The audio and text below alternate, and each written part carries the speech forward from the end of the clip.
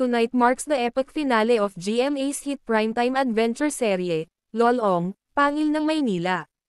At dinadala tayo ng mga bituing sina Ruro Madrid, Martin Del Rosario, at Shira Diaz sa likod ng mga eksena ng maaksyong paglalakbay na hindi malilimutan ng mga tagahanga.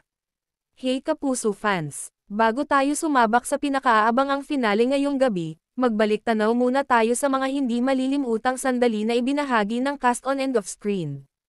Ibinunyag ni Ruro, Martin, at Shira kung paanong ang pagbaril kay Lolong ay hindi lang tungkol sa stunt choreography o dramatic scenes, ito ay tungkol sa pamilya.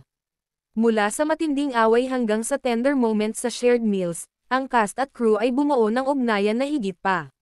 Ruro Madrid, who plays the fierce yet kind-hearted Lolong, truly pushed the limits. From protecting Elsie, portrayed by the ever-talented Shira Diaz, to going head-to-head with the chilling villain Ivan, played by Martin Del Rosario, his performance shows why Lolong captured viewers, heart-wide nationwide. We all gave it our best. It's more than just a show, it's our family, Martin Del Rosario. Pangil ng Maynila ending on a high note, fans can expect a finale full of thrills, drama, and maybe, a few surprises. Sa wakas ba ay magdadala ng kapayapaan si Lolong sa Maynila? O ang paghihiganti ni Ivan ay mag-iiwan ng mga peklat na hindi maghihilom?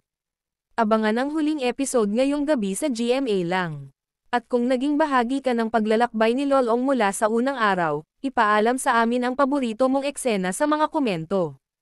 Nasa screen na teksto. Like, mag-subscribe, hit the bell icon para sa karagdagang Kapuso updates.